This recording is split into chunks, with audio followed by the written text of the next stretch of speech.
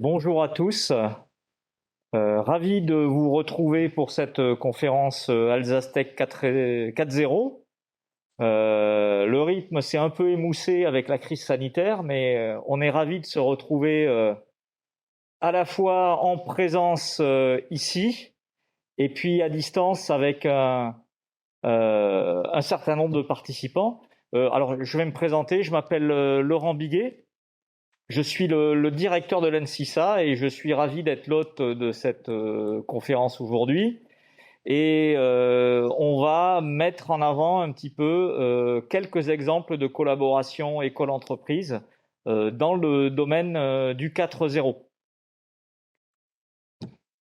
L'ENSISA, alors j'ai pas prévu de vous faire une présentation exhaustive de l'école parce que la dernière fois que j'ai fait ça c'était 1 heure et je pense que vous connaissez l'école et vous n'en aurez pas la force. Mais simplement dire que comme toute école d'ingénieur, forcément on est professionnalisant et nos domaines sont ceux de nos 5 spécialités, automatique et système embarqué. Et ce soir Brian Zimmerlin qui est en contrat de professionnalisation chez Liber à Bulle, nous parlera. On a la spécialité également génie industriel qui est en alternance, dont je vois un ancien en face de moi aujourd'hui. La spécialité informatique et réseau avec un exemple de projet de 3e année qui nous sera présenté. La spécialité mécanique avec un exemple de projet 3e année qui nous sera également présenté, et la spécialité textile et fibres, qui est la spécialité historique de l'école. Voilà. Et avant de céder la parole aux conférenciers, je vais peut-être céder la parole à Stéphane Klein, le responsable des relations entreprises d'Alsace Tech. Bonne soirée, à tout à l'heure. Bonsoir tout le monde, donc bonsoir effectivement, un double bonsoir à ceux qui sont présents ce soir à Mulhouse et puis à ceux aussi qui vont partager avec nous cette manifestation en distanciel. Donc merci Monsieur Biguet, doublement merci. Merci pour l'introduction, mais aussi merci pour accueillir cette conférence ce soir ici. C'est vrai que ça nous fait plaisir. En tout cas moi ça me fait plaisir, j'imagine vous aussi, de pouvoir se retrouver en présentiel, de pouvoir rediscuter et que tous les échanges se fassent pas uniquement en virtuel. Du coup, de mon côté, donc je suis responsable relations entreprises d'Alsace Tech. Donc Alsace Tech, qu'est-ce que c'est? C'est en fait un réseau qui fédère 14 écoles d'ingénieurs, d'art, design, management. Donc pour le dire simplement, en termes de compétences, on est sur un spectre très large, hein. On va des sciences dites dures aux sciences molles, hein, mais c'est aussi ce qui fait la force de ce réseau. Et il y a plusieurs raisons qui font que les organisations ont un intérêt à collaborer avec ce réseau. C'est tout d'abord parce que les entreprises, notamment, elles peuvent nous proposer ce qu'on appelle des projets 4.0. Donc, vous l'aurez compris, vraiment colorisés, industrie du futur. Et via ces projets, on peut leur mettre à disposition effectivement des élèves ingénieurs qui leur permettent de déverrouiller la problématique du projet. Autre alternative de collaboration, il y a aussi des stages, hein, une modalité bien connue. Donc là, on était sur des opérations individuelles. Ce qu'on propose également aux entreprises, c'est des cycles de conférences, donc comme une ce soir sur l'industrie du futur. Mais je vous invite aussi à participer au cycle de conférences sur l'intelligence artificielle. Donc c'est aussi un sujet extrêmement important en ce moment. Et puis une autre petite annonce, donc le 12 mai, on aura la matinée des projets. Donc cet événement nous permettra de justement détecter des nouveaux projets 4.0 pour la prochaine session. Donc si jamais vous avez votre calendrier, notez-vous ça, le 12 mai à Strasbourg sera l'occasion de rencontrer les différentes écoles du réseau. Événement présentiel? Événement en présentiel. Ouais, merci. Effectivement, Monsieur Biguet, l'événement sera en présentiel. Là, on sera au mois de mai. On a vraiment envie de vous retrouver en physique. Du coup, ce soir, vous aurez l'occasion de découvrir donc 3 projets de collaboration bien différents, mais vous verrez extrêmement complémentaires. Et du coup, on passe au premier projet, puis on passe la main au projet qui a été initié pour l'entreprise Alcatel-Lucent.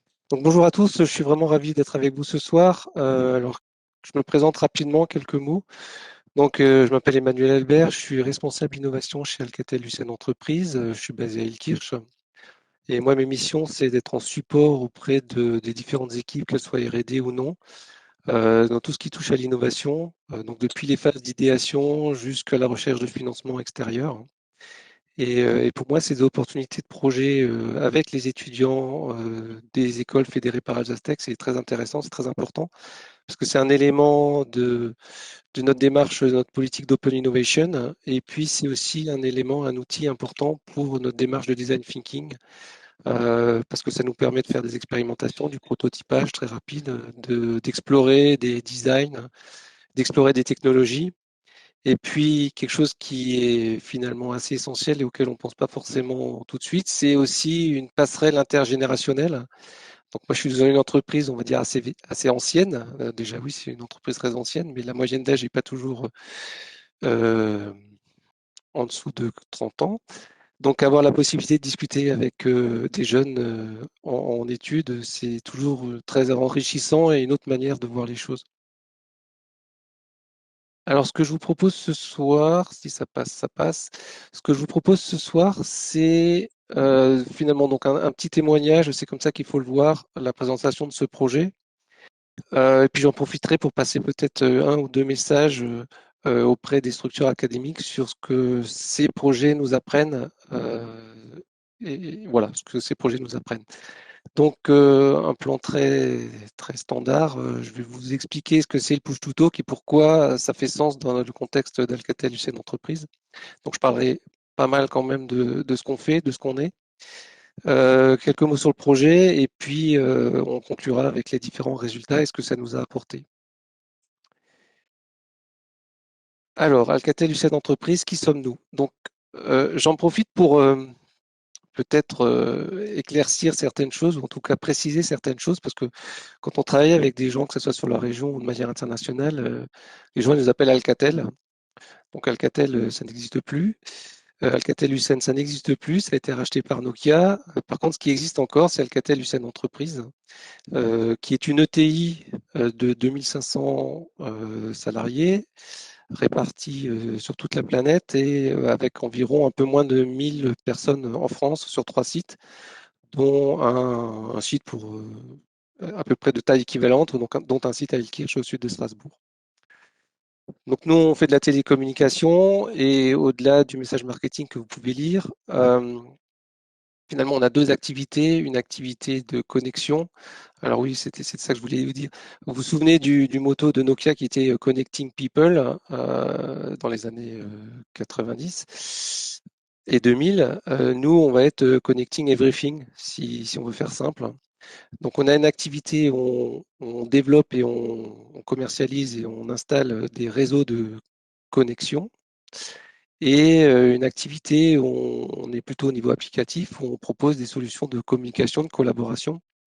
Donc, ça va des téléphones de bureau comme on avait autrefois. Et c'est là-dessus que l'entreprise, qui a 100 ans depuis quelques années, s'est développée, mais également des solutions numériques IP et cloud très similaires à ce qui existe sur le marché, comme ce qu'on utilise ce soir, Webex ou Teams ou d'autres. Donc nous, on se différencie d'abord d'un point de vue souveraineté, puisque la R&D, elle est en France. Une approche Green IT, où on essaye de minimiser l'impact du numérique. On est évolutif dans le sens où vous avez acheté des téléphones, vous n'avez pas besoin de les jeter parce que vous installez Teams. Vous pouvez continuer à utiliser vos téléphones et continuer à travailler avec des outils plus évolués. Et on est sur des modèles économiques euh, variés, c'est-à-dire qu'on peut à la fois vendre des produits comme on faisait autrefois, mais aussi fonctionner sur abonnement. Donc ça, c'est on va dire le background. On se rapproche tout doucement du projet. On a une stratégie verticale hein, avec 5 verticales stratégiques, justement. Le transport, l'éducation, l'hôtellerie, la santé et tout ce qui tourne de gouvernement. Donc, c'est les relations qu'on peut avoir avec les organismes privés, avec les publics, pardon, ou les villes. Donc, quelques exemples rapidement là-dessus. Au niveau du transport, on réfléchit à s'intégrer avec des solutions de mobilité as a service. Donc les nouveaux transports où on n'a plus de billets, en particulier, on avait eu un projet avec des étudiants sur des billets implicites. On a plus besoin d'avoir un billet, mais on est traqué, localisé et on sait reconstruire en fait l'usage de vos transports en commun, quel qu'il soit.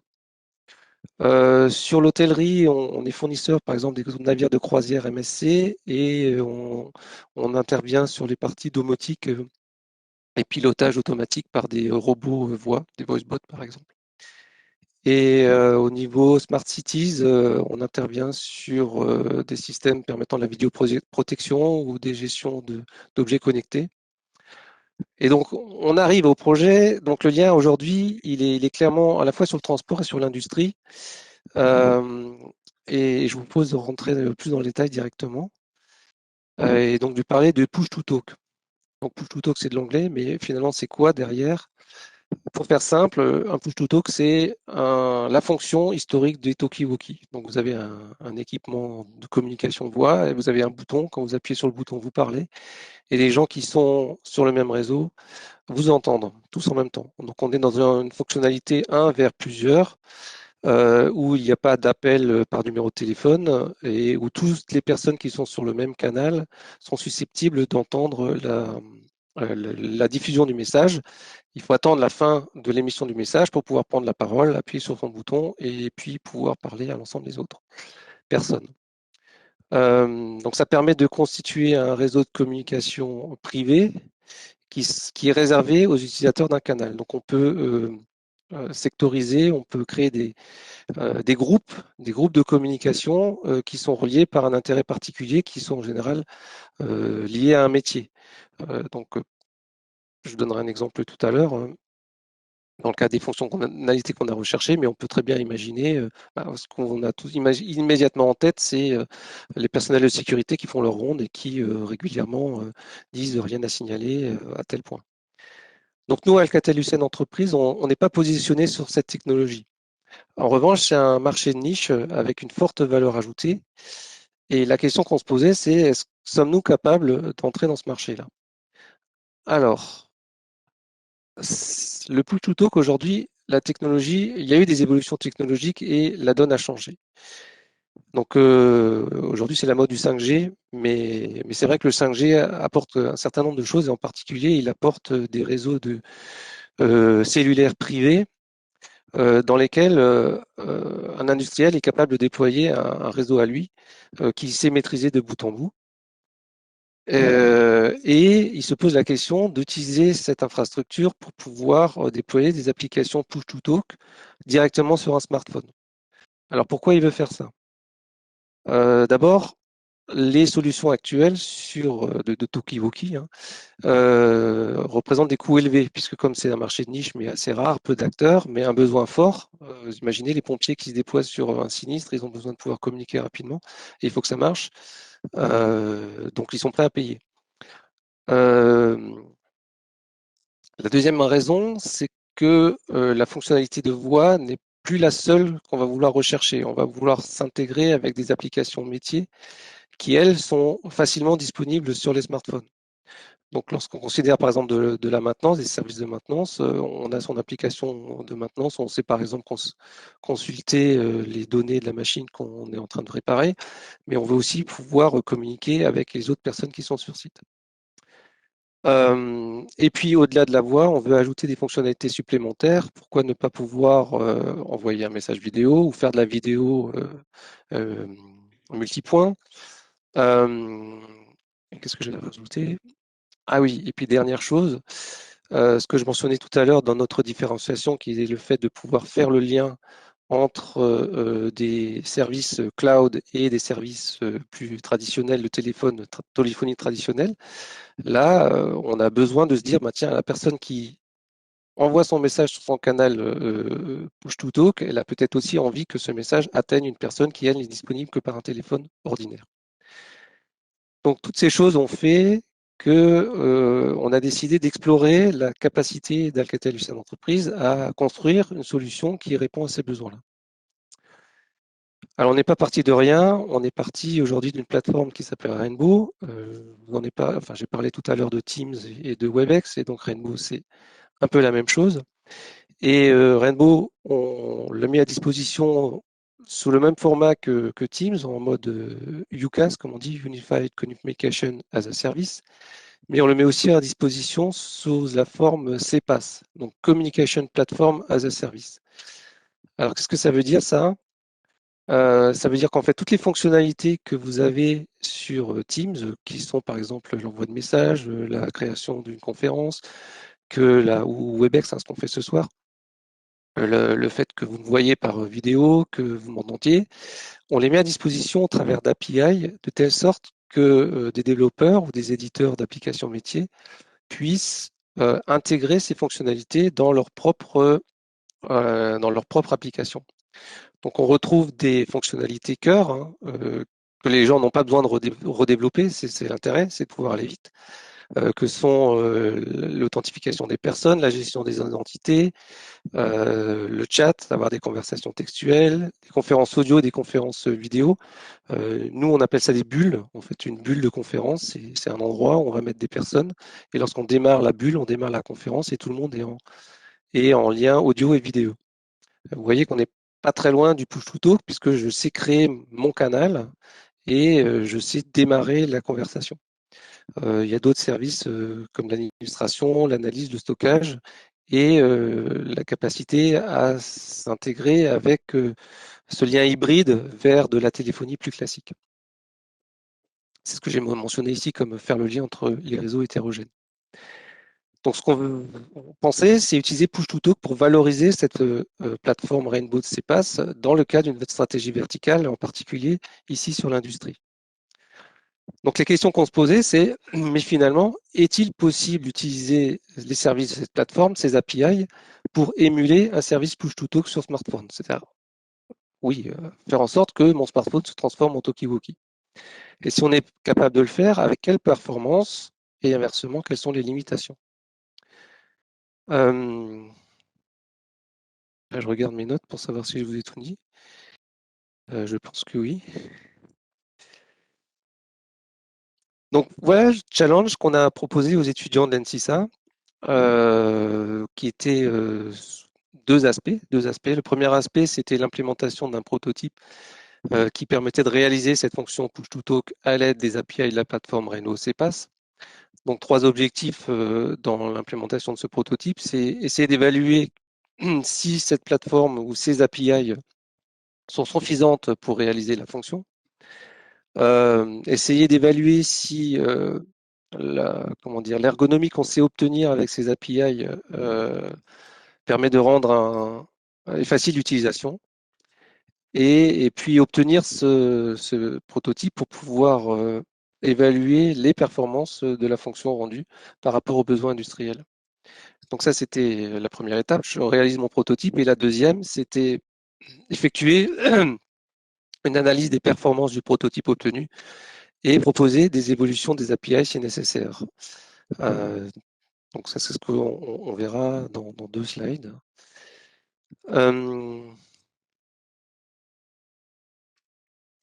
Alors, on avait rajouté des contraintes clés, des contraintes et des questionnements pour guider le développement et la réflexion des étudiantes. Donc, un élément important, c'était l'ergonomie pour faciliter l'usage. Donc, push to talk, la fonction importante, c'est j'appuie sur un bouton. Si j'ai un design avec un bouton sur un écran, ok, c'est pas mal, mais vous imaginez bien qu'un talkie-walkie, on ne le tient pas forcément comme un smartphone. Et puis si on a le smartphone contre l'oreille, avoir le bouton sur l'écran, c'est pas facile non plus.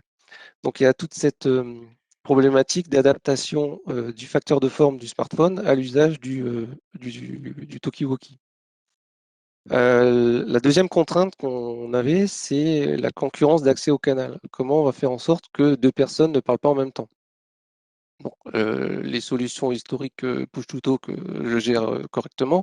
Est-ce que on sait le faire avec nos API? Une troisième contrainte, c'était est-ce que je suis capable d'écouter plusieurs canaux en même temps? Ou est-ce que je suis capable de basculer d'une conversation sur un canal vers un autre canal? Et enfin, la dernière contrainte, c'était qu'on voulait aller plus loin que juste la voix et de pouvoir intégrer dans ce prototypage la capacité à émettre des messages. Mais là, c'est pareil. Lorsque je suis sur site en en maintenance ou dans une situation de crise avec mon talkie-walkie. C'est pas forcément facile de décrire un message.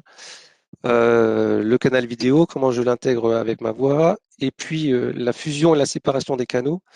Ce qu'on avait imaginé, c'est que par exemple, vous avez un canal qui est dédié aux équipes de maintenance, vous avez un canal qui est dédié aux équipes de sécurité, et puis vous êtes dans une situation où vous avez besoin que ces deux équipes puissent interagir à un moment donné, et donc faire en sorte que ces deux canaux soient fusionnés pour que des gens qui parlent en étant au canal de maintenance puissent parler aux gens qui sont au canal de sécurité. Voilà, donc ça c'était le challenge envoyé, posé aux étudiantes. Alors comment on a fonctionné? Alors, on a essayé de fonctionner en mode projet agile selon une méthodologie Scrum. Alors pas tout le Scrum parce que c'est pas tout à fait adapté lorsque on est à distance et qu'on n'a pas de Scrum Master sur site. Alors pour les auditeurs qui connaissent Scrum, bouchez-vous les oreilles pendant les 2 minutes qui viennent parce que je vais un petit peu en parler. Pour les autres, soyez très attentifs parce que Scrum, c'est magique. Donc l'intérêt de Scrum pour un projet avec des étudiants, c'est que d'abord, ça permet de réécrire le cahier des charges, de le rédiger et d'être sûr que tout le monde a bien compris. Après, ça permet, donc c'est ici, ça s'appelle le product backlog. Et ça s'écrit sous forme de user story qui sont en fait une description d'un cas d'usage, d'une histoire utilisateur. C'est-à-dire qu'on décrit une intention, on a envie de faire quelque chose pour un bénéfice. Après, on a la notion de sprint qui sont donc des itérations qui vont durer 2-3 semaines. Et là, c'est très pratique parce que ça permet de rythmer le projet avec les étudiantes en se disant toutes les 3 semaines, on va se retrouver tel jour et on va faire le bilan. Et là, on va faire le bilan dans Scrum. On propose ce qui s'appelle des sprint review et des sprint planning. Et la sprint review, ça consiste à regarder quels ont été les user stories qui ont été développés pendant le sprint. Donc, qu'est-ce qui a été fait? Et le sprint planning, c'est décider ensemble quels vont être les user stories qu'on va développer sur le prochain sprint. Donc, en gros, refaire le planning de la fois d'après. Donc, on avance de manière itérative. Ça permet de se rassurer en réduisant la montagne. Je la fais par petits bouts et en rendant les choses atteignables pour les étudiants. Tout ce qui est autour, le daily scrum, c'est-à-dire le fait, la réunion du matin qu'on fait tous les jours, ça, on ne fait pas. Et puis qu'est-ce qu'on fait pas d'autre? Les sprints rétrospectives, on fait pas. Mais globalement, si on conserve ces éléments de user story, de backlog et de sprint et de sprint review, sprint planning, on arrive assez bien à avoir à la fois un suivi du projet, une planification et une gestion de l'avancement. Et donc là, je voudrais en profiter pour passer un message vers les structures académiques. Ce dont on se rend compte lorsqu'on est dans des projets avec les étudiants, c'est qu'ils n'ont pas du tout cette culture de méthodologie de projet agile et surtout de méthodologie de projet par fonction. Ils sont très généralement dans une démarche par composant. C'est-à-dire qu'ils vont dire, je vais développer ce composant-là, puis je vais développer ce composant-là, et à un moment donné, je vais les mettre ensemble et je vais avoir ma fonction. C'est-à-dire, j'appuie sur le bouton et puis ça va marcher. En Scrum, on essaie de casser cette vision par composant en ayant une vision par fonction, en disant je prends une fonction la plus petite possible pour qu'elle soit atteignable et ça me permet au bout de 2 semaines, de 3 semaines, de montrer quelque chose qui fonctionne et d'être heureux de montrer quelque chose qui fonctionne et de rassurer également l'industriel qui a soumis le projet en disant j'ai réussi déjà à atteindre quelque chose. Donc, je pense que ça peut être intéressant dans les différentes expériences que j'ai avec les universités de renforcer dans l'enseignement cet aspect développement fonctionnel, développement agile par rapport aux enseignements classiques sur la gestion de projet en V et sur les diagrammes de Gantt. Donc ça, c'était mon message personnel. Alors, qu'est-ce qu'on a atteint? On a atteint ce qu'on attendait, c'est-à-dire qu'on a un prototype qui était fonctionnel et ça nous a permis de gravir une marche pour pouvoir voir plus loin. Parce que sur le papier, on arrive toujours à s'imaginer chacun individuellement ce qu'on va avoir, mais lorsqu'on a un prototype, finalement, tout le monde voit la même chose et on n'avait pas forcément imaginé la même chose. Donc, on a atteint une application mobile souche, j'allais dire de base, qui rend des services, qui crée des canaux dans lesquels on sait appuyer sur un bouton et parler à plusieurs personnes. Ce qu'on a appris également, et là je remercie les étudiantes qui ont su analyser les capacités de l'API Rainbow, une utilisation astucieuse pour gérer la concurrence du canal. Lorsque quelqu'un appuie sur un bouton, en fait, tous les micros des autres sont coupés et donc on est sûr qu'il y en a qu'un qui parle. Et donc ça, c'était très malin, on n'y avait pas pensé. Et merci beaucoup. Ce qu'on a compris également, c'est qu'il y avait quand même certaines limitations. On a bien compris les limitations aujourd'hui des caractéristiques des bulles qui sont ces objets de conférence pour la gestion des canaux push-to-talk. Donc ces bulles, elles sont instanciées et on ne sait pas facilement passer d'une bulle à l'autre, donc on ne sait pas forcément être associé à plusieurs canaux en parallèle. Donc c'est ce que j'indique après dans la mise en relief des points durs technologiques, le fait d'avoir des canaux concurrents, le fait de pouvoir fusionner les canaux, c'est quelque chose qui n'est pas forcément simple à faire. Il y a l'aspect optimisation de la gestion de l'énergie qui est apparu, parce que lorsque on démarre une conférence en mode normal, ben, tout le monde est en ligne et donc tout le monde consomme. Parce qu'on va entendre, normalement il y a toujours quelqu'un qui parle. Dans un canal push-to-talk, ben, la majorité du temps personne ne parle. Et donc qu'est-ce qui se passe dans ce cas-là? Est-ce qu'on laisse les gens en ligne en coupant les micros? Est-ce qu'on coupe tout et on réactive la communication si quelqu'un décide à parler? Donc c'est des choix qu'il va falloir faire et qui ont été mis en lumière grâce à ce projet.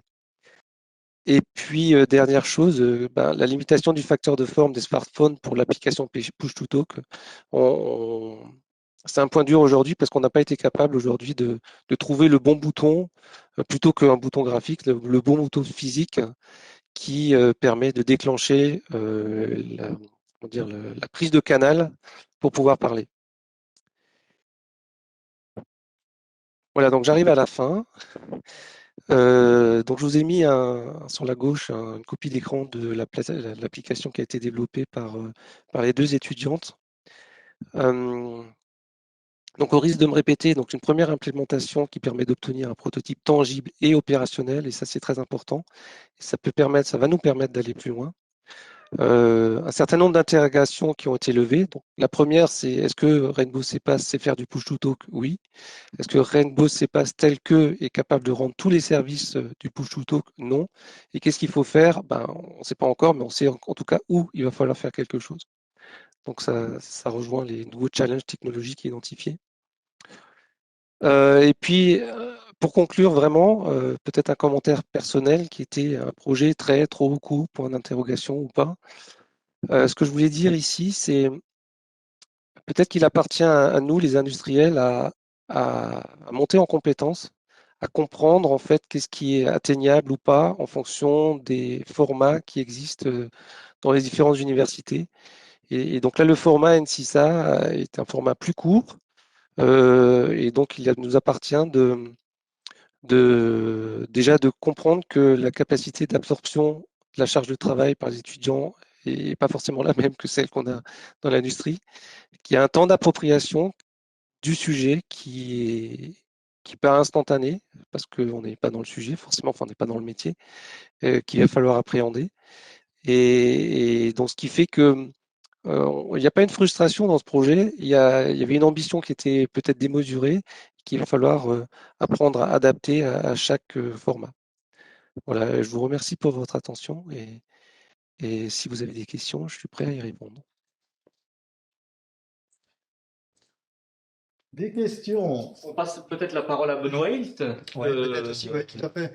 Alors, Benoît Hilt, pour le présenter, est enseignant à l'IUT de Colmar, au département réseau et télécom. Il intervient à l'ENSISA et c'est lui qui a encadré le projet. Ouais, alors voilà, j'ai mis ma caméra. Bonsoir. C'était une Bonsoir. expérience très intéressante. Le mode de fonctionnement Scrum, où on définissait des objectifs pour les 15 jours, c'est quelque chose qui plaisait beaucoup aux étudiantes parce que, comme l'a dit Emmanuel, en fait, Au bout de chaque sprint, elles étaient capables de présenter le résultat d'un développement et quelque chose qui fonctionnait et elles pouvaient être fières du travail qu'elles avaient fait. Elles avaient quelque chose à nous montrer. Et j'étais aussi surpris par l'efficacité, parce que les réunions de synthèse, en gros, elles duraient une demi-heure, trois quarts d'heure pour les plus longues. C'était simple et très très efficace. Donc pour moi, si l'expérience était à renouveler, je resigne tout de suite. Très bonne expérience pour ma part.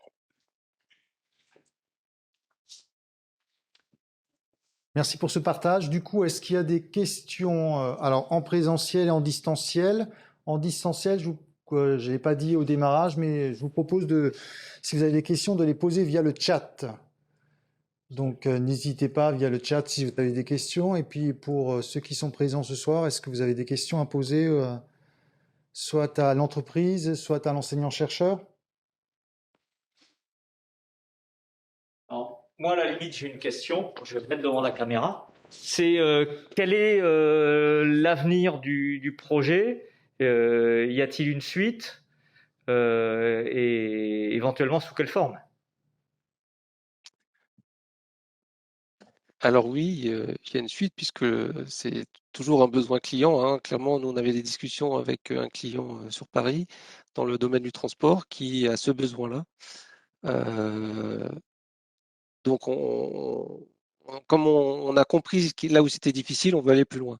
Alors, on a une suite immédiate dans le sens où donc moi, j'ai un certain nombre de relations avec les universités de la région et d'ailleurs, où j'ai proposé à un autre groupe d'étudiants de reprendre le projet, de s'appuyer sur le code qui a déjà été généré et d'essayer de faire la marche d'après. Voilà. Merci. Merci. Autre question dans le chat? Je ne sais pas s'il y en a quelque chose. Non, pas rien dans le chat. Est-ce que en présentiel, peut-être une question sur... Alors moi, j'ai peut-être une question, Emmanuel. Est-ce que c'est ce projet spécifique qui a nécessité d'utiliser la méthodologie Scrum ou c'est finalement quelque chose que vous avez assez massivement adopté chez Alcatel? Alors oui, chez nous, c'est une méthodologie qui est massivement adoptée depuis une dizaine d'années maintenant. D'accord. Et que moi, dans mes projets que je mène avec les étudiants, que je mets en place systématiquement. Ok, très bien.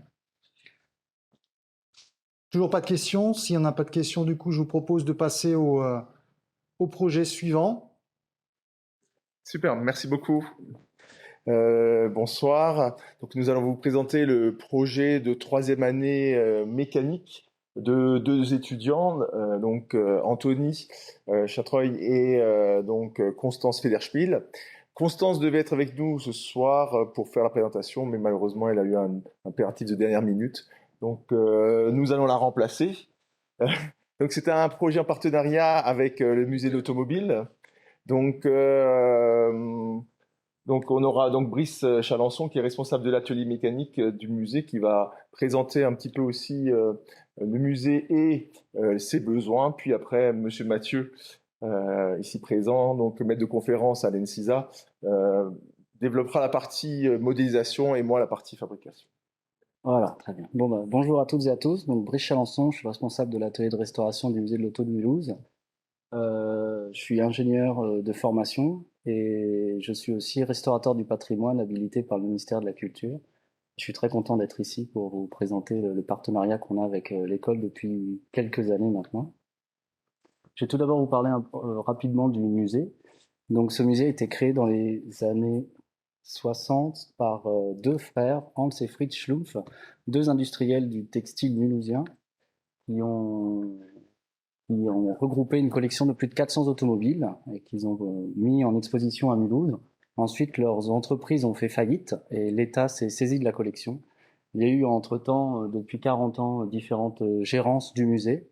Mais depuis le 1er janvier 2022, c'est de nouveau l'association propriétaire, donc l'association originelle qui avait été créée en 82, qui est de nouveau à la gérance du musée, où il y a notamment les collectivités locales. Et c'est donc l'anniversaire de l'ouverture du musée cette année, dont on fêtera les 40 ans. Il y aura un grand événement d'avril à novembre dans nos collections. Il y a depuis maintenant plus de 10 ans un nouvel espace qui a été ouvert, qui est un espace extérieur, l'autodrome, qui a plusieurs vocations. Ça permet de faire de l'animation sur le musée, où les gens peuvent venir par intermédiaire d'une société privée, louer des véhicules et rouler sur l'autodrome. Il y a aussi un spectacle d'animation de véhicules qui raconte l'histoire de l'automobile. Et ça permet bien évidemment, ça nous permet de faire rouler nos collections, donc d'assurer une conservation fonctionnelle d'une certaine partie de la collection. J'ai oublié de préciser avant qu'on a 600 véhicules en collection et à peu près 80 qui fonctionnent. Et je voulais justement vous parler rapidement de ces choix de conservation statique ou conservation fonctionnelle.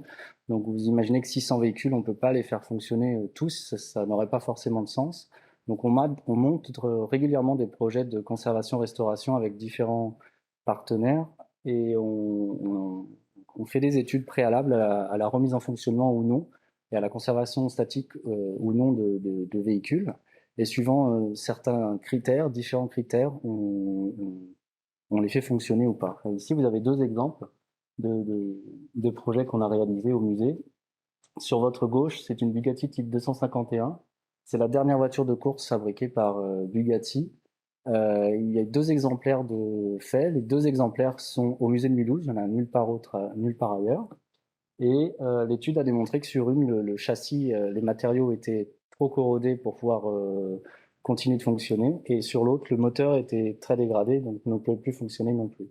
Donc ces 2 véhicules ont été placés en conservation statique et on n'a pas pu aller plus loin. Contrairement à l'image à droite, où là vous avez une voiture de course à vapeur, une voiture de 1902 qui a gagné la course de côte de Gaillon en 1903. Et celle-ci, toute l'étude préalable a été positive et l'amélioration des connaissances scientifiques nécessitait de la remettre en fonction.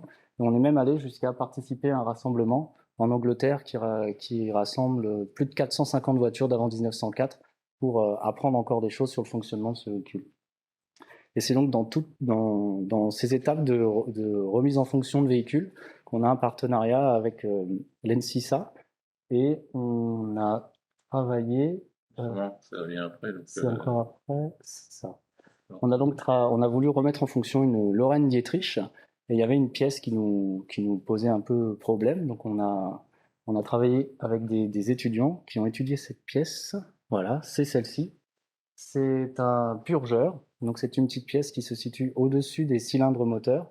Donc il y a un exemple ici de refabrication qui pourra circuler ensuite.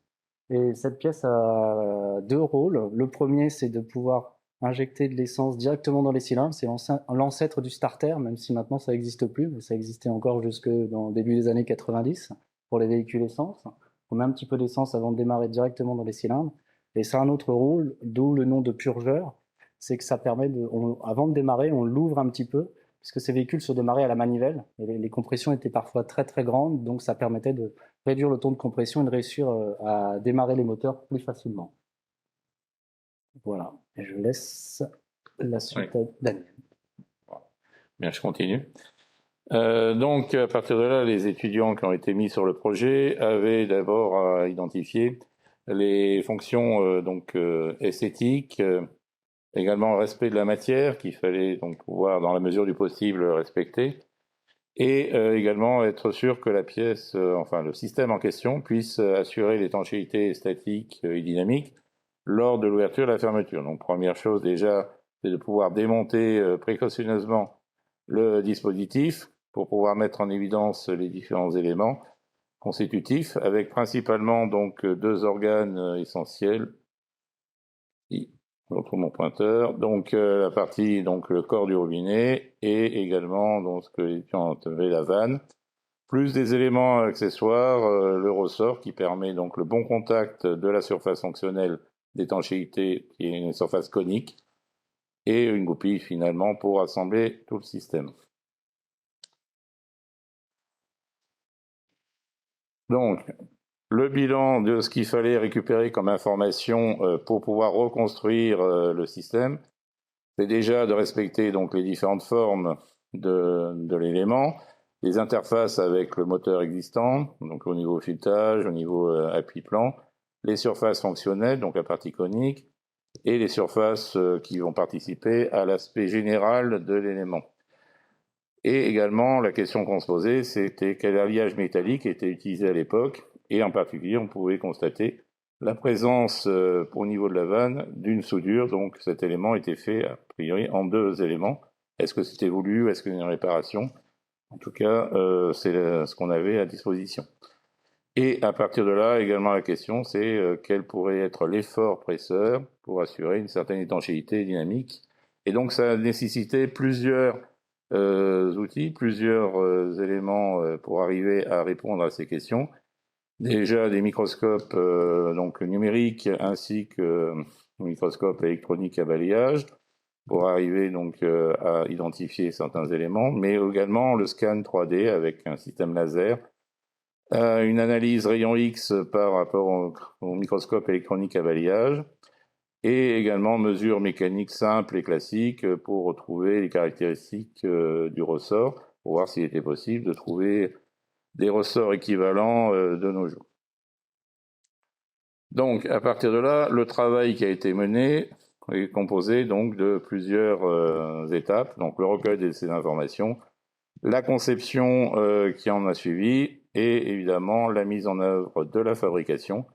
Voilà ce que l'on va définir au niveau du travail réalisé par nos 2 étudiants.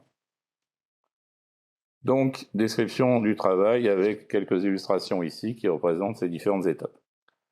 Donc, première étape, déjà, c'est de voir quelle était la constitution en alliage métallique de ce petit robinet de purge.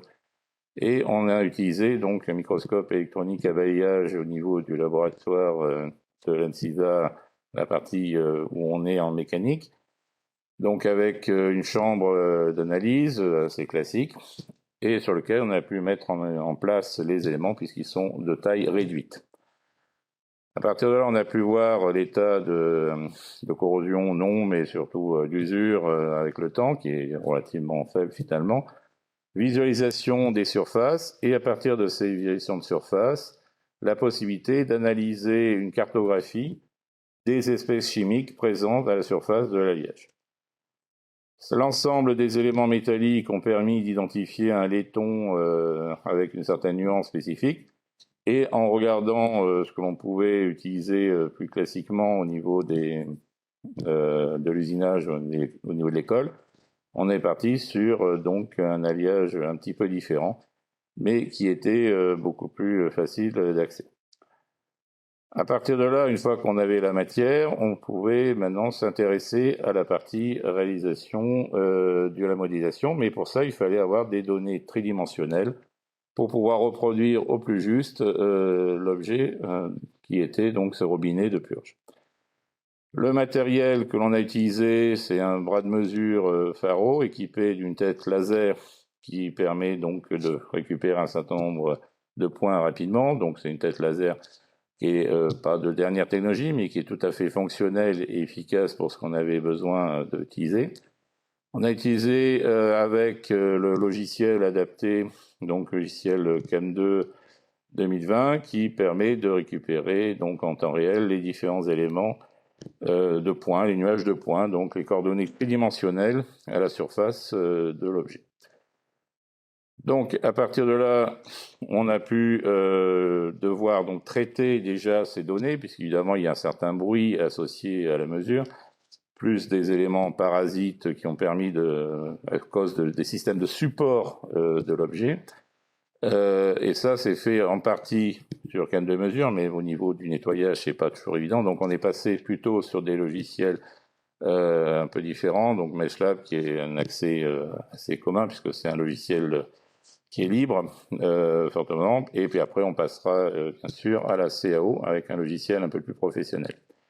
Donc, ce nettoyage, c'est éliminer déjà tous les points inutiles. Et ensuite, on a pu faire une reconstruction d'un maillage, donc c'est pas encore un modèle CAO que l'on peut maîtriser, que l'on peut arranger, Et cette reconstruction, donc, a déjà l'avantage de nous présenter différentes informations dimensionnelles que l'on va pouvoir utiliser pour faire nos analyses des éléments à respecter. Donc, cette modélisation a utilisé plutôt Creo paramétrique 6.0, donc c'était l'année dernière, et qui a donc deux étapes. Premièrement, utiliser fonction de rétroconception de ce logiciel qui permet de récupérer des informations dimensionnelles paramétrées, à savoir donc c'est la partie sphérique, quel est le rayon, les plans, quelles sont les positions les uns par rapport aux autres des plans de base. Et à partir de là, on a pu initier l'assemblage piloté par un squelette pour gérer l'ensemble de ces éléments les uns par rapport aux autres. Alors, l'identification dimensionnelle peut être faite en automatique, disons, par rapport donc à un nuage de points qu'on a récupéré sur la mesure 3D. Ces nuages de points, donc, on identifie des sous-parties. Ça, c'est la partie manuelle de cette identification automatique. L'identification mathématique, et au niveau de l'analyse mathématique, de savoir quelle est l'équation de la géométrie que l'on a identifiée au niveau de cette sous-partie du nuage de points. Ici, on cherchait la possibilité d'avoir un cône, et en particulier donc la valeur de l'angle de ce cône, et donc ce qui a amené à partir de là à la recherche d'un outillage spécifique permettant de respecter cet élément qui était essentiel pour évidemment l'étanchéité, qui est une des fonctions de base de l'objet. Ceci a été fait sur les autres éléments dimensionnels, et en même temps, au passage, on peut voir qu'au niveau de cette pièce, le temps a légèrement modifié la forme que l'on pourrait imaginer, puisque ici, cette partie-là est un petit peu tordue.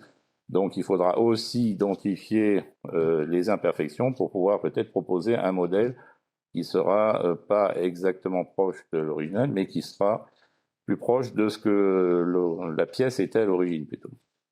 C'est un peu différent.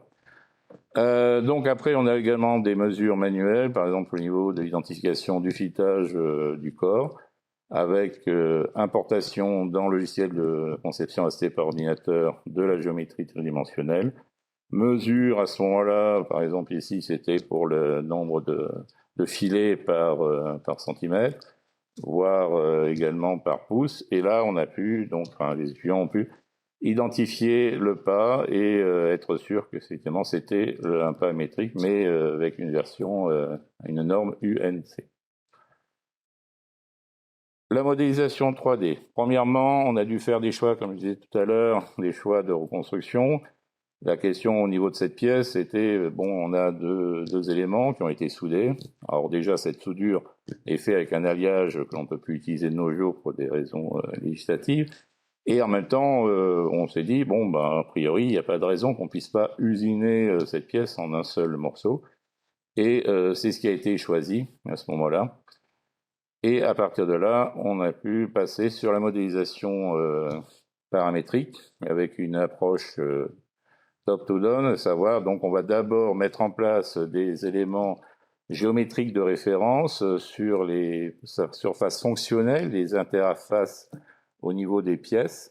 Donc là, l'exemple typique, évidemment, c'est les surfaces coniques qui doivent être parfaitement correspondantes, et avec un jeu spécifique pour que les deux éléments rentrent bien l'une dans l'autre, sans qu'il y ait de soucis majeurs de fonctionnement. Ce qui nous a amené donc à un modèle composé d'un certain nombre de pièces, à l'identique de ce que l'on avait physiquement.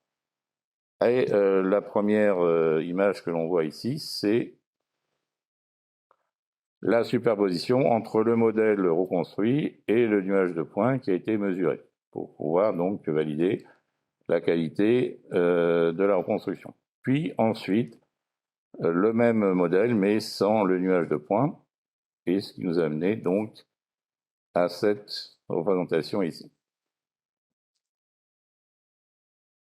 Et à partir de là, on a un modèle qui en même temps peut être animé, on peut faire à ce moment-là des simulations, éventuellement donc déjà le mouvement, bon, ce qui est évidemment la chose la plus simple, mais également on pourrait simuler les écoulements des différents fluides, que ce soit le gaz qui peut s'échapper du moteur ou l'essence qui pourrait être là pour alimenter au niveau du démarrage.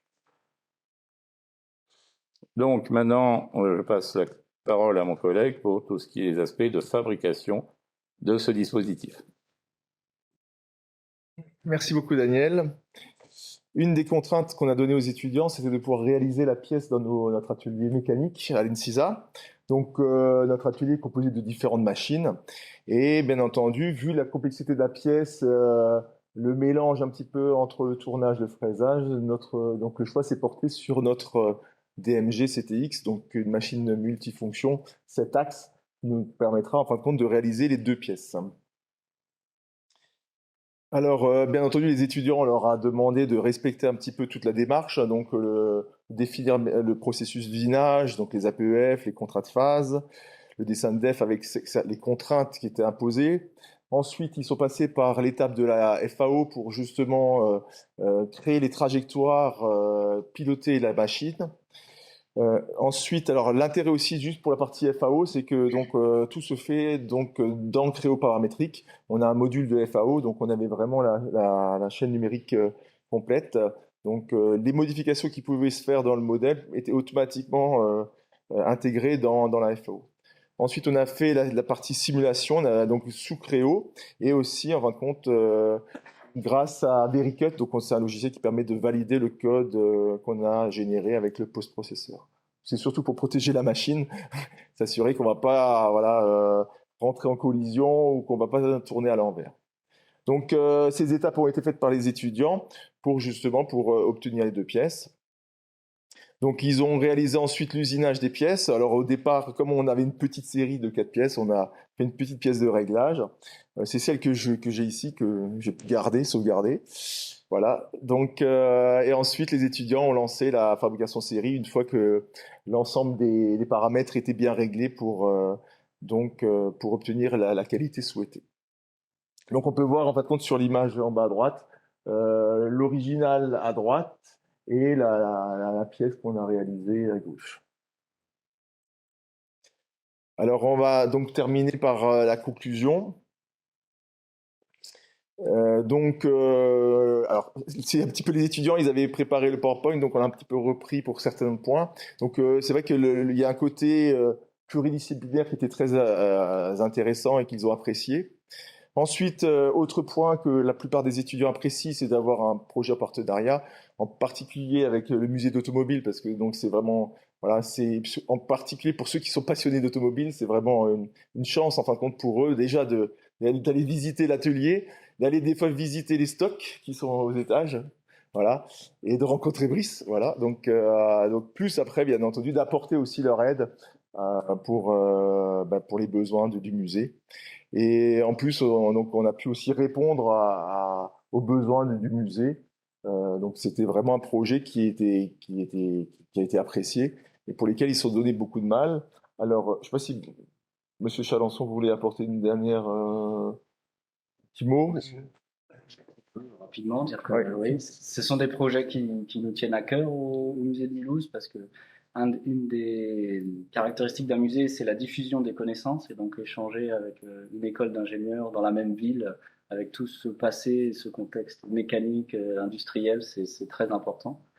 Et oui, c'est aussi important pour moi, j'aime bien recevoir des étudiants puisque être tourné vers le futur, c'est très bien, mais regarder ce qui s'est passé un peu dans le passé, on oublie un peu de temps en temps. Et chez nous, il y a beaucoup de choses, beaucoup de techniques, de technologies, de sciences aussi, et ça leur ouvre un peu l'esprit, je pense. En tout cas, ceux qui veulent s'y intéresser, ça les aide beaucoup, je pense. Et encore un grand merci pour tous ces échanges et projets qu'on peut réaliser ensemble. On le fait ensemble. Merci à vous, c'est ça aussi. Voilà, merci.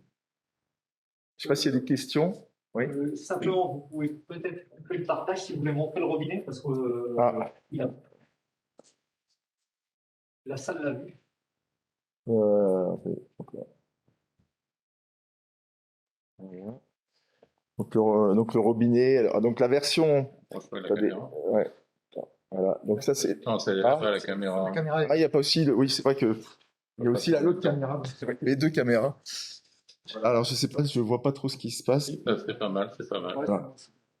On voit Ah, t'as le réglage avec. 2 centimètres de plus, peut-être. Voilà. On voit le corps de robinet avec la vanne. Voilà.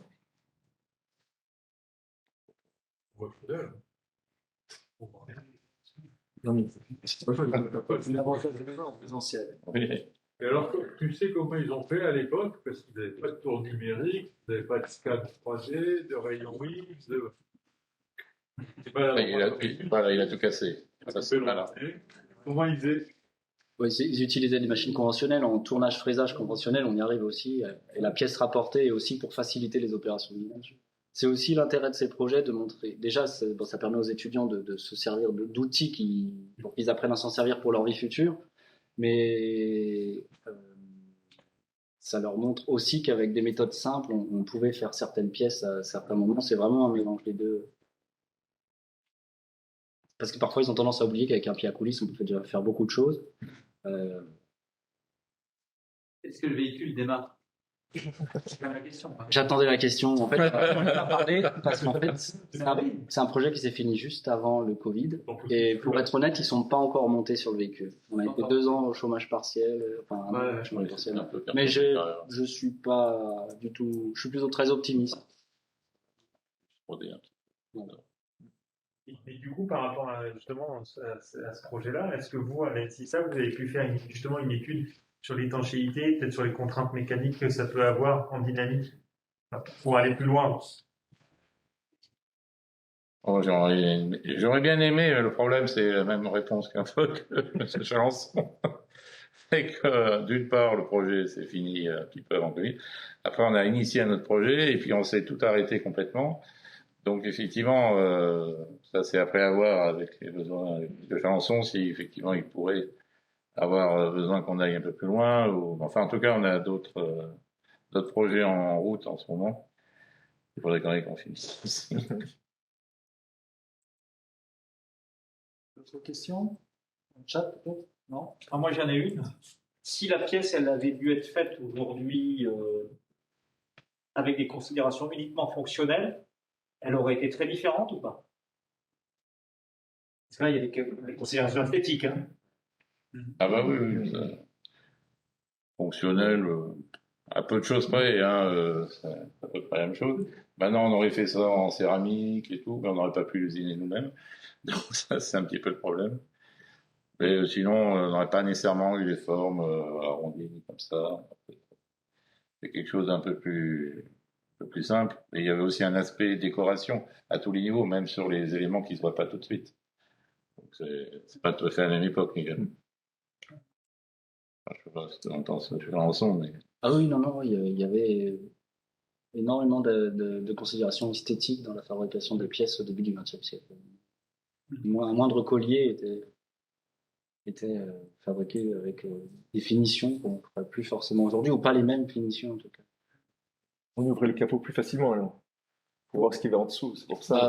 Par nécessité. Par nécessité, oui, c'est ce que j'allais dire aussi. Alors, on va passer la parole à Brian Zimmerlin maintenant. Brian Zimmerlin est en 3e année de la spécialité automatique et système embarqué de l'ENSISA. Et il va nous parler pas exactement de son projet, bien que ce soit une forme de projet, il est en contrat de professionnalisation. Ce qui signifie que le premier semestre, il l'a passé 3 jours à l'école et 2 jours dans l'entreprise. Et puis depuis le début du 2e semestre, depuis quelques semaines, il est présent à 100% dans son entreprise, chez Liber Machine à Bulle, si je ne m'abuse. Donc, bonjour à tous. Donc, Monsieur Laurent Buquet m'a déjà présenté. Donc, je suis Zimmerlin Brian. Donc, comme il a dit, je suis actuellement en stage de fin d'études et contrat pro aussi chez Liber Machine Bulle, donc en Suisse. Et je voulais ajouter aussi que j'ai effectué aussi le projet de 2e année chez Liber Machine Bulle. Donc, je vais vous présenter tout d'abord l'entreprise. Ensuite, je vais vous présenter l'Alitou, qui est le produit phare pour l'industrie 4.0. Je vais présenter mon travail dans la participation du développement de l'Alitou et son test bench que j'ai dû réaliser en projet de deuxième année et en été pour tester cette Litou. Donc tout d'abord, Liber, c'est une entreprise familiale internationale qui est présente partout dans le monde. Comme vous pouvez voir sur la carte, il y a au moins une entreprise dans chaque continent et c'est chaque entreprise représentée en point jaune ont chacun un secteur d'activité ou une spécificité, produisent un composant spécifique.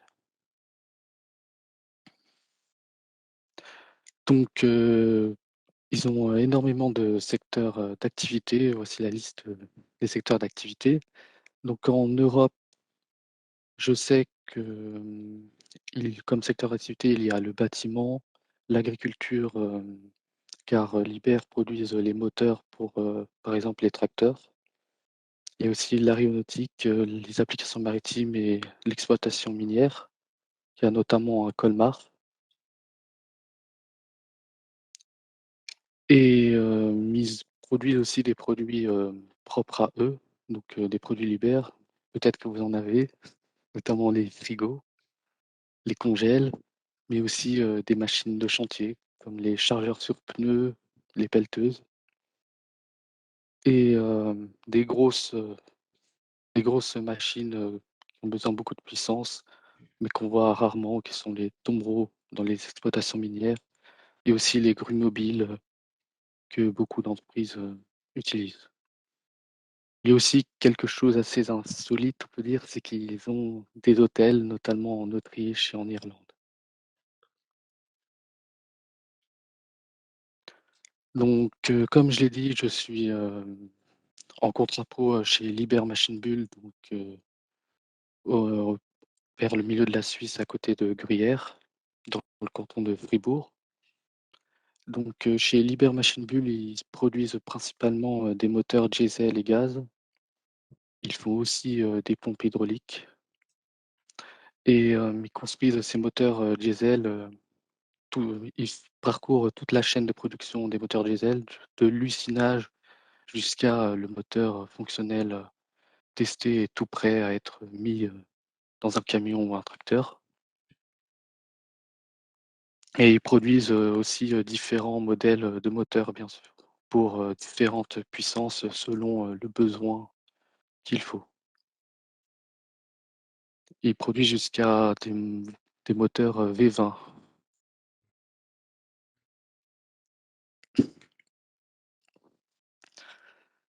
Donc, Liber, pour accéder à l'industrie 4.0,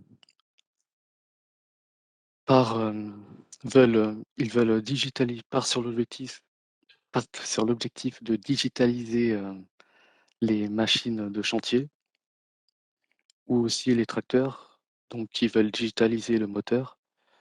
Donc, pour la première étape, ils veulent tout d'abord que le camion soit déjà connecté aux données mobiles pour qu'il puisse envoyer des données sur le cloud et sur les serveurs, aussi par Bluetooth, par Wi-Fi, aussi par satellite. Il peut aussi récupérer les données GPS.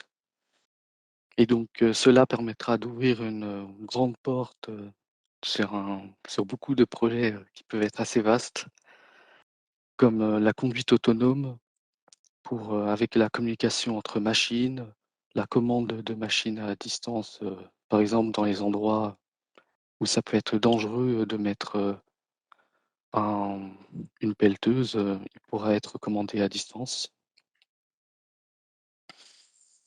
Et tout ça pourra être fait grâce à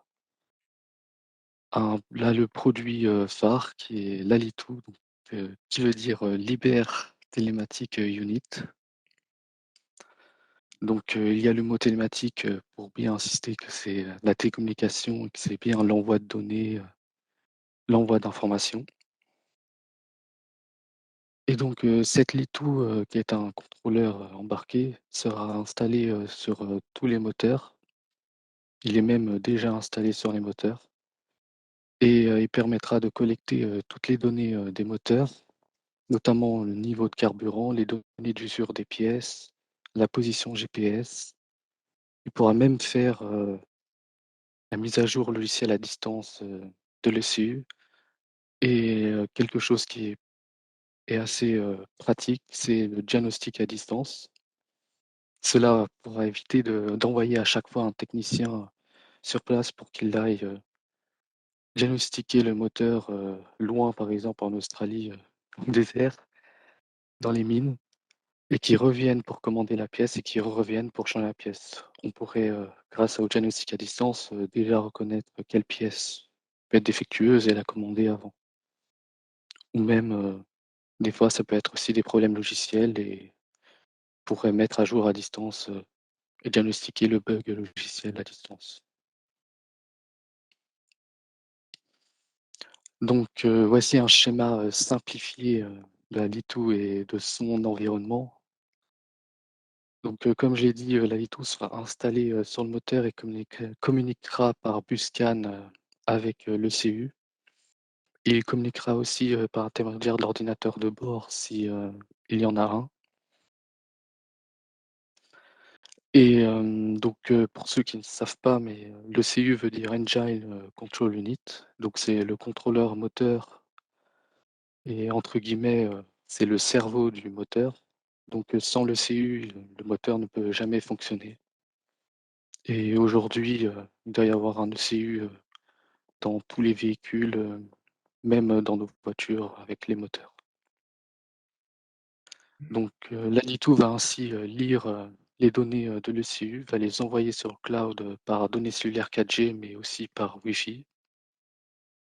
Et ainsi, nous, développeurs ou les serveurs libères, pourront traiter et récupérer toutes ces données, les traiter, et on pourra les ajouter, par exemple, pour un client via une application mobile sur smartphone ou sur tablette ou un site web. Le client pourra ainsi voir toutes les données, par exemple pour un chef de chantier, il pourra voir le parcours qu'il a effectué, sa pelleteuse ou sa grue mobile.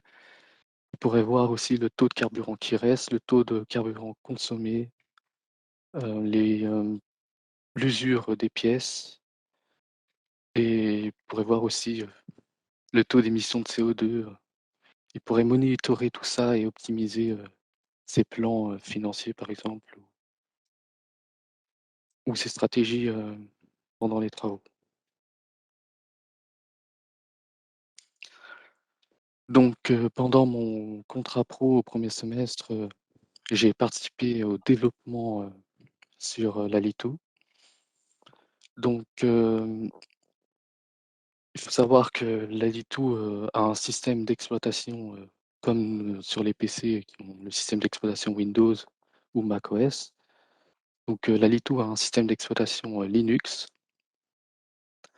Et pour réaliser ce système d'exploitation, on utilise l'outil Yocto, car il nous permet de faire des systèmes d'exploitation personnalisables, dont on maîtrise parfaitement la configuration et le contenu, ce qui est un gros avantage pour la sécurité et l'accès à la Litou.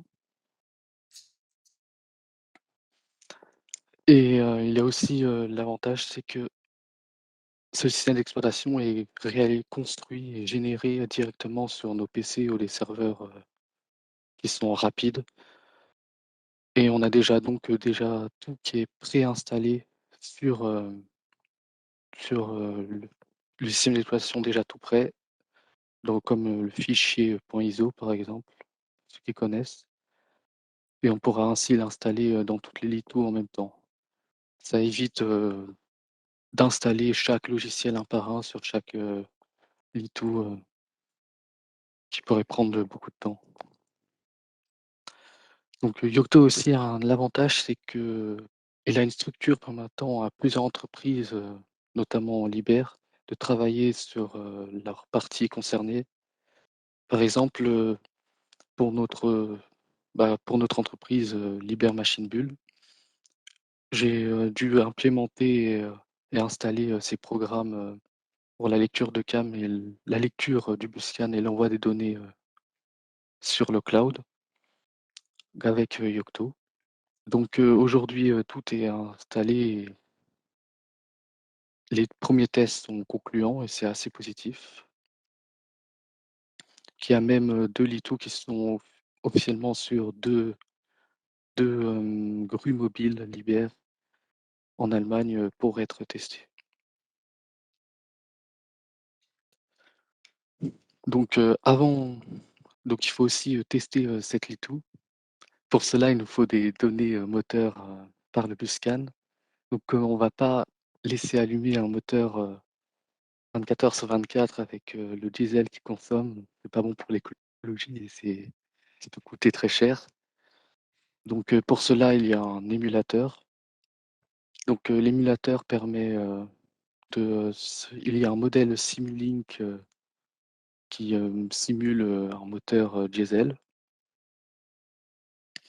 Et donc, il va faire croire à l'ECU qu'il y a un vrai moteur et ça a le gros avantage, c'est qu'on peut contrôler les entrées des capteurs et du moteur. Donc, on peut ainsi régler la vitesse en tours par minute, le couple, la température du liquide de refroidissement, la pression d'huile par exemple, et plein d'autres paramètres pour tester si on récupère bien les données et aussi pour tester si le CU fonctionne bien.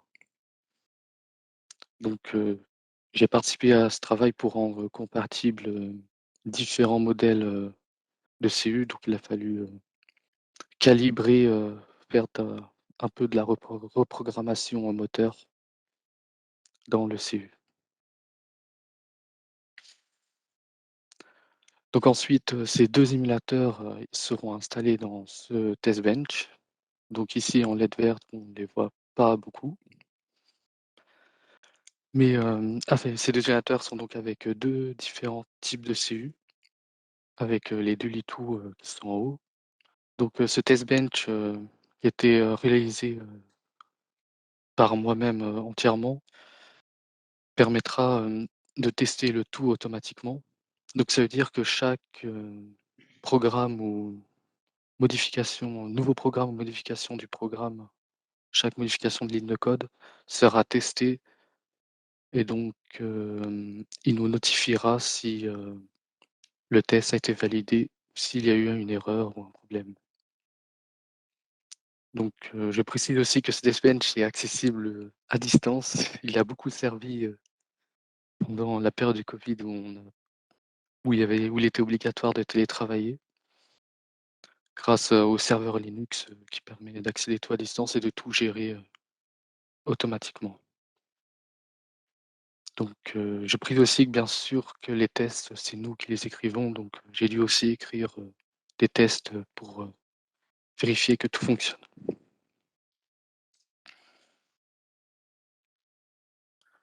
Donc en conclusion, la Litou, elle est déjà installée sur les moteurs comme j'ai précisé, mais il n'y a pas le programme de notre entreprise, donc de Liber Machine Bull. Comme j'ai dit, ils sont en cours de développement et en test et qui sont actuellement installés seulement sur 2 vrais véhicules qui sont les grues mobiles.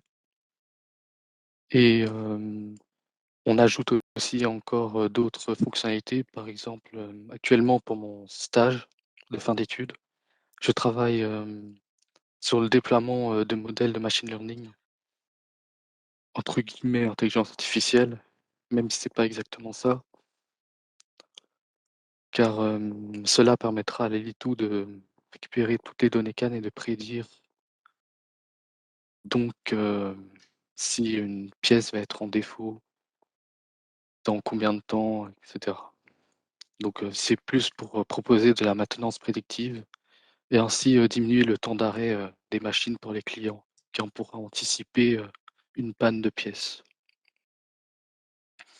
Donc je pense que Liber a bien compris la nouvelle vision de l'industrie et que cette Litou permettra d'ouvrir une porte à beaucoup de projets dans le futur.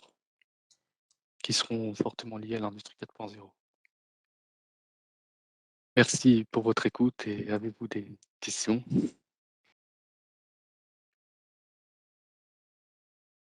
Des questions? Non? Côté participants, chat, non? Quelle a été la plus grande difficulté à laquelle tu as dû faire face finalement? La plus grande difficulté, c'est Yocto Project, car c'est un outil que j'ai jamais vu, même au cours de ma formation, et qui est vraiment axé dans les systèmes embarqués. Et donc il y avait personne dans l'entreprise, à Bulle en tout cas, qui connaissait cet outil, et donc j'ai dû contacter les Allemands qui utilisaient ça, car ils travaillent aussi dessus, pour qu'ils m'expliquent comment ça fonctionne. Et j'ai appris grâce aux documentations et les livres à disposition. Merci. Une question,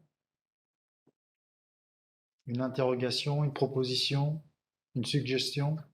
Toujours pas. Ben, Ah si. moi, j'avais une petite question. Euh, Puisque Brian fait partie ou est étudiant dans la filière mécanique, pendant sa présentation, ouais, je vois que en fait, il fait pas mal d'informatique, hein. Euh, Bah, vu que c'est dans les systèmes embarqués, c'est vrai qu'il y aura Système forcément embarqué. Ouais, l'informatique qui sera ouais. liée dessus, Mhm. mais c'est vrai que il y a de l'informatique, mais je dirais que c'est beaucoup de programmes qui sont liés c'est pas sur un ordinateur, ce sera pas des logiciels que je vais faire. C'est beaucoup plus D'accord. avec la machine et le moteur où je vais devoir lire par exemple le buscan et les données. Est-ce que, est-ce que, alors c'est vrai que dans une filière informatique, on programme beaucoup plus sur les ordinateurs, alors que quand on est sur des systèmes embarqués, on est sur des architectures dédiées. Et alors, je sais pas si tu as déjà pu expérimenter les deux.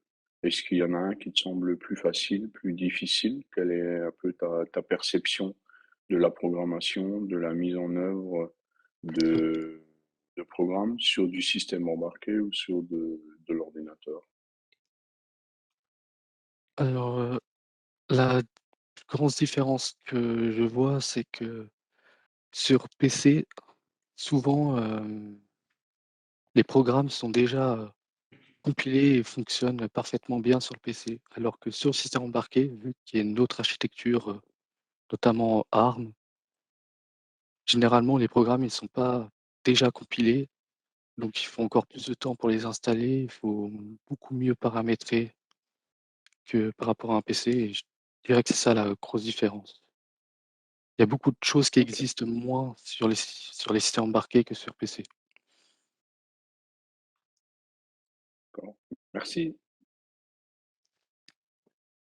J'ai une question parce que je travaille dans un tout autre domaine, hein, dans le domaine ferroviaire, et j'ai régulièrement affaire à des locomotives de type, avec des moteurs diesel. Est-ce qu'on peut imaginer dans le futur développer une liture en fait, pour ce type d'application également, ou est-ce que ça va vraiment être restreint à des machines de chantier, des volumes, etc. chez Liebherr? Est-ce qu'il y aurait une perspective à développer des systèmes pour d'autres domaines dans le futur? Alors, comme la Litou est un contrôleur à part entière, avec le CU, je pense que dans le futur, il pourrait être, dans d'autres domaines, comme le domaine ferroviaire. Il pourrait même être avec les tracteurs, pour l'agriculture, parce qu'il est fixé sur les moteurs. Bon, pour l'instant, les moteurs diesel, mais je crois que les trains et les trains moteurs diesel existent encore. c'est peut-être possible. Ça va disparaître. Après, ça peut être très bien aussi sur un train électrique. Mais vu qu'il y a moins de diagnostics, il y a moins de données, ce serait plus pour les autres données que pour contrôler le moteur qu'autre chose. Ok, encore une autre question? Je veux bien, si c'est possible. Ouais, vas-y Emmanuel, ouais. Est-ce que la Litou, ce serait l'étape intermédiaire vers comment dire, vers une solution qui permettrait de gérer des machines complètement autonomes, sans conducteur? C'est-à-dire que là, on sait capter des données sur l'état du moteur, sur l'état de la machine, mais est-ce qu'on pourrait aller plus loin et avoir une gestion, on parle des voitures autonomes, mais on parle aussi peut-être des machines de chantier autonomes, avoir un lien quand même à distance cloud pour pouvoir les piloter et récupérer des informations sur l'avancement du chantier. Est-ce que c'est la stratégie de Liber? Est-ce que c'est quelque chose qui est en lien avec ce composant? Alors oui, pour le futur, la Litou permettra de commander à distance, même si il y a certaines machines qui l'ont sans la Litou, mais grâce à l'ordinateur de bord. Mais la Litou permettra peut-être dans le futur de généraliser ça sur les machines qui en ont pas, par exemple. Et il pourra, pour le domaine autonome, il pourra aider, mais je pense qu'il ne sera pas suffisant pour tout contrôler et pour rendre suffisamment autonome. Mais comme j'avais expliqué, c'est vraiment dans le futur, car pour l'instant, c'est pas encore prêt. Prêt. Et